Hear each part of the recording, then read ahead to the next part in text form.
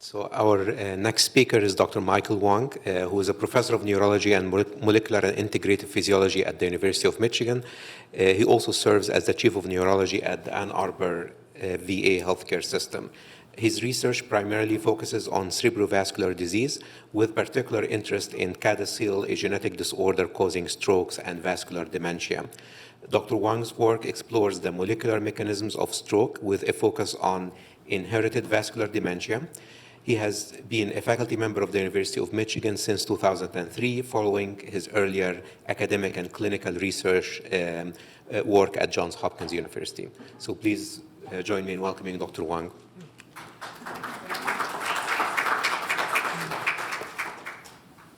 Great. Thank you, Ahmed, for the very kind introduction. It's really nice to see everybody here at this symposium, especially a symposium that honors the memory of Dan Goldstein. I thought I'd start out by reviewing how I met Dan. You'd have to go back to ancient history, back in the mid-1990s. Dan and I were training together at Johns Hopkins Bayview Medical Center. This is a picture that was kindly provided to me by the folks over at the Bayview Medical Center. It's a picture of a picture that's hanging on a wall in the hospital. And you can see 4 faces circled. These are 4 individuals from this relatively small cohort who ended up here at the University of Michigan. So on the upper right is Sandra Hogerwerf. Over below her is Daniel Goldstein. Up above Daniel is Vahakan Shahinian, and I'm over on the far left. So Daniel was a second-year resident when I was an intern, and as you may imagine, being an intern is a pretty stressful situation. I was really lucky that Daniel was able to provide mentorship during that year, provide a lot of consolation, and provide with me a lot of great clinical training. He was an excellent clinician, really great with patients, a really superb role model. And just spending that 1 year with him was extremely valuable. I did not know that Daniel would eventually end up in a similar research area as me. And so I was really gratified when he showed up about 8 years ago here at U of M. While he was here, we had a few plans to do some research collaborations that never got off the ground because of COVID. But we did do a significant amount of co-mentorship. And he and I mentored one individual who did exceptionally well. It was a really valuable experience. And for me, I was able to observe firsthand how Daniel took somebody under his wing and really promoted his career. I think it goes to show you that Daniel's legacy is not just his clinical legacy, it's not just his administrative legacy, it's not just his scientific legacy, but his scientific mentorship legacy is going to last quite some time. So I have 3 objectives today. It's not going to be a marathon. It's going to be a sprint. I'm going to talk really, really fast and go through a lot of material. It's going to be rather high level. I'd be happy to talk to people about the details after the talk. The first objective is to introduce this concept of cerebral small vessel disease. I'll call it SVD sometimes. Describe the molecular features of SVD, and then I'd also like to weigh in on our potential strategies for developing therapies in the future for this entity. So what is SVD? What is small vessel disease? So everybody in the room is familiar with vascular disease, but when vascular disease affects the brain, there are a few interesting things that go on in the brain. SVD is a common condition, and as you can see, this is an illustration not of vessels, but of the brain. SVD is generally discovered incidentally on MRI scans. So a typical scenario might be that somebody bunks their head.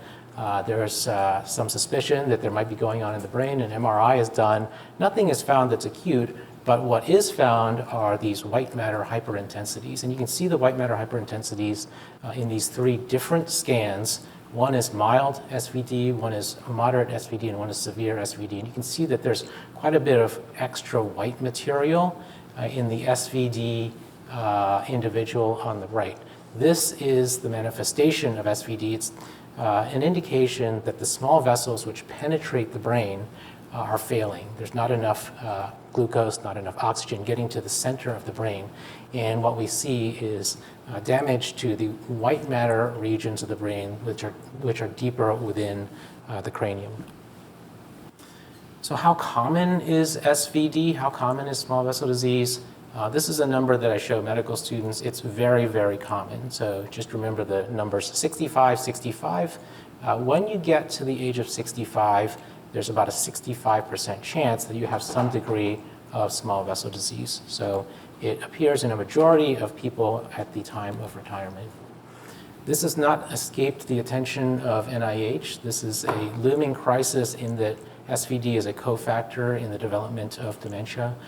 There have been numerous NIH statements regarding SVD. There's a conference put on in Bethesda on small vessel disease, and several expert panels have indicated that SVD is a very important entity for us to investigate and develop therapies for. So what happens when somebody has SVD?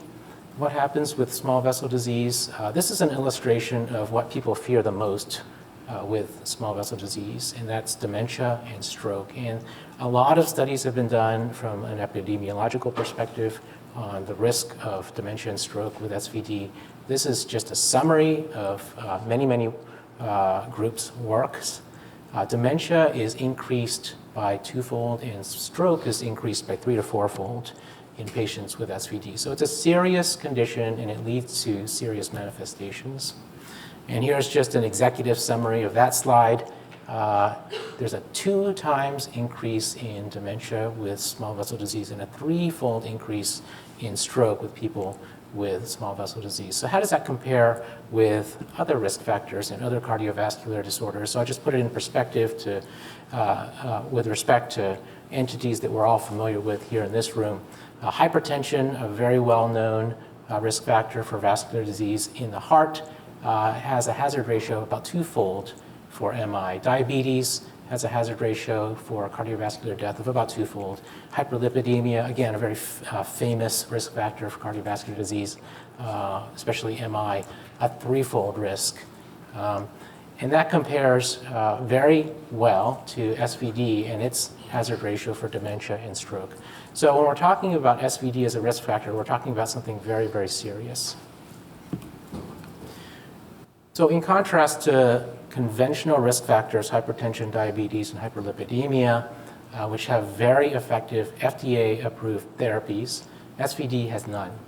So you can see here, this is a list of, this is a table showing drugs that have been approved by the FDA with indications for hypertension, diabetes, and hyperlipidemia, and we're over 200. So over 200 medications are available to patients for these risk factors. In contrast, there are no medications approved by the FDA with a labeled indication for small vessel disease.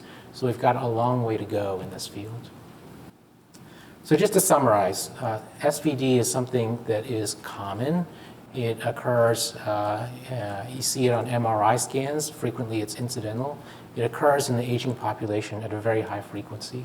Qualitatively, the consequences of SVD are very severe. So stroke and dementia are some of the most feared diseases among the elderly. The risk is quantitatively high too, and I've shown you that the hazard ratios are similar to the hazard ratios that we all treat in the clinic on a daily basis. And there's a gap between the impact of the disorder and actionability. We don't have much that we can do. So when we don't have much we can do, what we do is try to understand the problem a little bit better, go into more depth, try to find out what the molecular and cellular bases of a condition might be.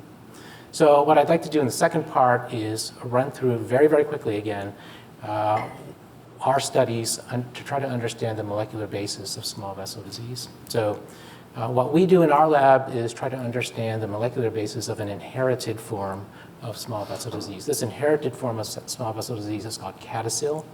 and it is a consequence of Notch3 mutations. So inherited small vessel disease, the most common form is CADASIL. I'll step you through the acronym. It's a cerebral disease that only affects the brain. It's inherited in an autosomal dominant fashion via Notch3 mutations. It is an arteriopathy. It affects selectively the blood vessels of the brain. It's a subcortical disease that leads to infarcts. I've shown you that small vessel disease preferentially affects the deeper regions of the brain. And when the deeper regions of the brain become heavily involved in the disease process, what you get is leukoencephalopathy, which is really a fancy term for confluent white matter changes on MRI. In pictures, this is what SVD looks like microscopically and macroscopically. So microscopically, vessels start to degenerate deep within the brain, and you can see in the right panel a thickened blood vessel. What you can't see is there's missing vascular smooth muscle cells, but that's an underlying pathological feature that's very important in the disease. Macroscopically, what you see on the bottom is evidence of deep white matter changes similar to sporadic small vessel disease that we see in the general population. So in this inherited form of vascular dementia, we have a very good idea about the inciting events. It is a gain-of-function Notch3 mutation that causes CADASIL. And I mentioned the pathology is really one of vascular degeneration within the brain. It is considered a cell-specific degenerative disorder in that the primary site of injury at the beginning are vascular smooth muscle cells, which is the place where Notch3 is most heavily expressed. So I want to talk about, in broad strokes, the mechanisms of disease. And we don't know all the mechanisms, but we do know a little bit about every stage of this disorder. We know something about the early, mid, and late stages. And so what do I mean by early stages? What I mean by early stages are what happens when the Notch3 protein is mutated. So the mutations in Notch3 have been well known. They were first discovered in 1990 in a landmark paper from France. Multiple families were experiencing vascular dementia and premature stroke, and eventually genetic studies identified Notch3 as the site of mutations. And on the bottom here is a list of several dozen different mutations in Notch3. You can't see the details, but the unifying link between all the mutations is that there are cysteine-changing mutations. They're either loss of cysteine changes or gain of cysteine changes in this disease. The changes are broadly distributed across the protein. So what kind of clues does this give us? Well, let's step back and think about the Notch3 protein. Notch3 is the third of the Notch family of proteins. There are 4 of them. Notch3 is expressed in vascular smooth muscle cells. It has an ectodomain of 34 EGF repeats, which are shown in the red and teal boxes above. Each of these EGF repeats contains 6 cysteine residues, which form 3 disulfide bonds. So I've blown that up for you in the middle. You can see 1 single EGF repeat in the middle and the 3 disulfide bonds that are formed by cysteines. So the thinking is that once a cysteine is mutated, that leaves you an unpaired cysteine. And that leaves the possibility of cysteines forming abnormal disulfide bonds. It leaves the possibilities of cysteines not being able to find a partner. And when you can't find a partner and you're an important scaffolding residue, the protein can misfold. And that's what's shown in this idealization on the right. So we've looked directly at the consequences of Notch3 mutations in CADASIL proteins. This is work done by an M.D. Ph.D. student from physiology, Kelly Young. Kelly purified mutant forms of this protein and simply analyzed them on non-reducing gels shown in panel C. And the leftmost panel, the leftmost lane, is the wild-type protein, and the 4 lanes on the right are mutant proteins. And you can see a laddering that is quite obvious. This laddering indicates that the protein is denatured and aggregating, and it's aggregating in a disulfide-dependent pattern, disulfide-dependent manner, because in panel D, when you treat the protein samples with beta-mercaptoethanol or TCEP or any reducing agent, you can reduce this protein all the way down to a single band. So we think that the protein is misfolded and aggregating and forming multimers. Kelly went on to study the disulfide and the sulfide forms of Notch3 in great detail at the atomic level detail in mass spec studies. And what she did was take her purified samples of protein and alkylate them at cysteine residues. And then she asked which residues are more heavily alkylated in the mutant proteins. And you can see the red boxes. There's an array of gray boxes, which are all cysteine residues. And the red boxes are where in the mutant protein there's an extra cysteine that is labeled, that is not seen as a labeled protein, as a labeled residue in the wild type samples. And each of the mutants has a different pattern of cysteine labeling. And finally, Kelly did some experiments where she looked at the stability of the Notch protein. And I'll simplify this by calling to your attention panel G. Panel G is a representation of protein unfolding and cysteine unraveling. Kelly exposed the Notch3 protein to a reducing peptide and then chased that reaction with cysteine reactive dyes. The cysteine reactive dyes show up dark on these gels, and you can see that in the second, third, fourth, and fifth rows, there's a very high level of cysteine labeling that is not seen to that degree in the upper lane. So there's an increased cysteine display in these proteins, indicating that the protein is relatively unstable. And we've taken this to a higher degree. This is a collaborative study done with Brendan Rotolo in the Department of Chemistry. He's got fancy tools to look at protein unfolding in the gas phase. And Notch3 exhibits a very characteristic unfolding pattern over time when you expose the molecule to increased voltages. And you can see this unfolding pattern on the top in panel A. The unfolding pattern is different in the mutant proteins. And you can actually see with your eyes the protein unfolding in gas phase at a much lower voltage in the mutant situation. So the protein appears to be undisulfide linked in some areas. It seems to be aggregating, and it seems to be unstable. So that's what we know about the early stages of CADASIL. What about the mid stages? Mid stages I would define as what happens after the protein is formed and after it's been committed to an unfolded form. Studies done in Mark Nelson's lab in the University of Vermont have demonstrated that protein aggregation is probably a major component in signal disruption. These are really tour de force studies done in transgenic mice using really detailed physiological measurements of vascular dilation. I'll tell you the upshot, which is it is thought that Notch3 deposits titrate, bring TIMP3 into protein complexes, and these TIMP3 complexes inhibit metalloproteinases. The consequence of inhibiting the metalloproteinases is that signaling such as EGFR mediated signaling is decreased overall in CADASIL model vessels. So the thinking is in these studies that aggregation is important and it affects signaling properties within the vessels.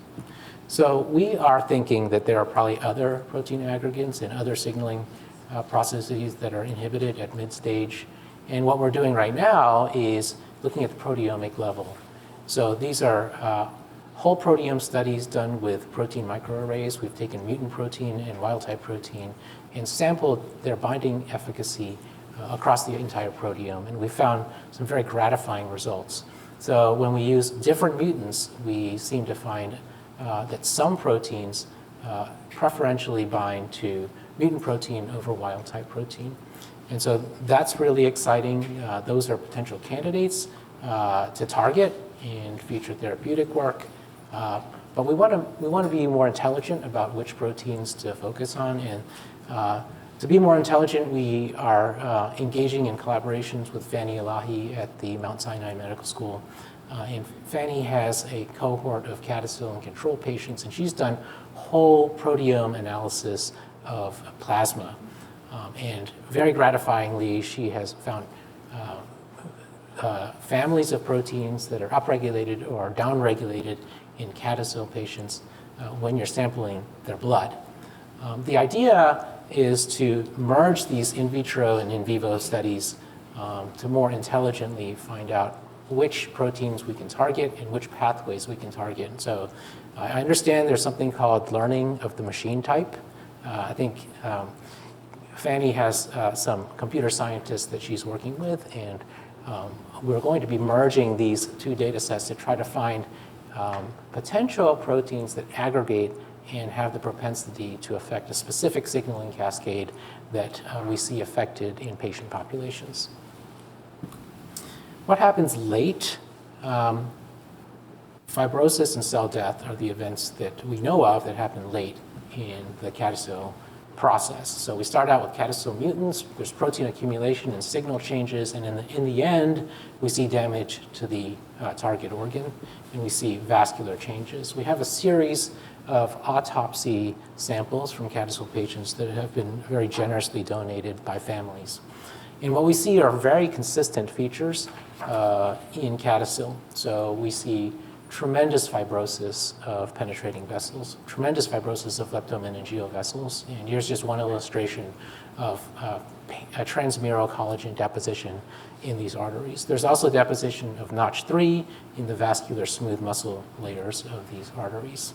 And you can see here there's quite a good overlap between Notch3 and fibrotic proteins such as collagen 4. This has been quite gratifying because we've now discovered several dozen proteins that are upregulated in pathological samples in the end stages of CADASIL.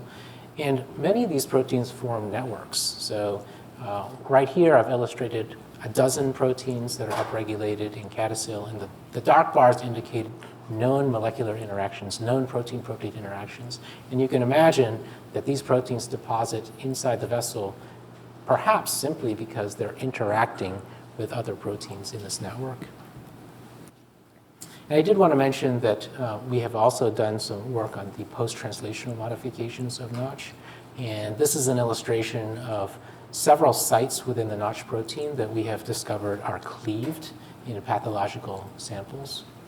And we've made monoclonal antibodies to these sites that are epitope specific, and these cleavage products are deposited in the same area where you see the most intense fibrosis and you see the most intense deposition of Notch3.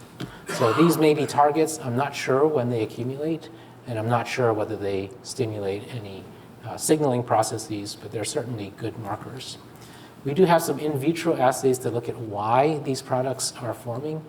We thought for sure this was going to be an enzymatic process, but it turns out that it's a process that happens spontaneously in vitro samples. And so we've developed conditions where we can look at the processing of the protein in vitro, and we've found some chemicals that seem to inhibit the process of proteolysis of Notch3. Many of these chemicals are organic acids. So succinate, fumarate are able to fairly comprehensively inhibit all of these post-translational modification events. So here's the executive summary. Early events, middle events, and late events, and I've described Notch3 changes. Middle events are protein binding events, signaling alterations, and late in the process we have fibrosis and protein cleavage. So what can we do about this? There are too many choices, really. It's kind of like when you open up your TV and you try to figure out what to watch. If you have too many subscriptions, it's very difficult. It's easy to be paralyzed by choice. So we've been discussing this in the lab. We haven't really decided exactly where to head, but there are some merits to attacking every single stage of CADASIL. There are merits to attacking early, right? If you attack a process early, you're more likely to have an effect on the disease process. Can we do anything about these cysteine changes, the unfolding process in the protein? I'll skip over these. We found that if you make second cysteine mutations in Notch, you can actually inhibit this unfolding process.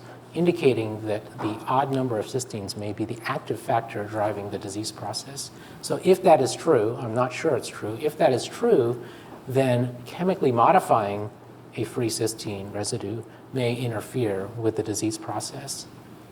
So are there cysteine modifying drugs out there? Yes. So the FDA has approved multiple cancer agents that act by binding free cysteines. So here are a few examples. Drug companies evidently have libraries of these molecules, and our plan is to try to get a hold of these molecules and see whether they might be able to interfere with the process by interacting with free cysteines. Mid-stage targets, I've mentioned one of the signaling cascades interfering with the TIMP3 mediated processing of EGF. PIP2 is a mediator of EGF signaling, and Mark Nelson has proposed that agents that activate PIP2 might interfere with the process. Late stage, I think we can borrow potentially from other fields. So we know that fibrosis is a very important process. We don't know whether antifibrotics applied in the clinical scenario will be too late. It may be that the horse is out of the barn, so to speak, but we have potential agents that we can borrow from other diseases, and this is just one example. So let me summarize. I've brought you through a number of different stages of understanding inherited small vessel disease. I hope you'll remember that small vessel disease is a really, really common disorder, and it has really, really important impacts on brain health and cardiovascular disease. I hope you'll remember that there are 3 stages of inherited small vessel disease pathogenesis. And I hope you remember that we don't know where to attack the process, but there are possibilities. We hope to bring that number 0 in FDA-approved drugs up by 1 integer at least. So I'd like to acknowledge people in my lab who contributed to some of the work that you see: Sue, Xiaojia, May, and Kelly. Fanny Elahi has been a great collaborator up in New York. I want to thank M-BoCA. Thank you, Ahmed, for taking over the leadership of the program. And I do want to thank Dan and honor his memory for starting up this wonderful program. So my understanding is that I have time for one question.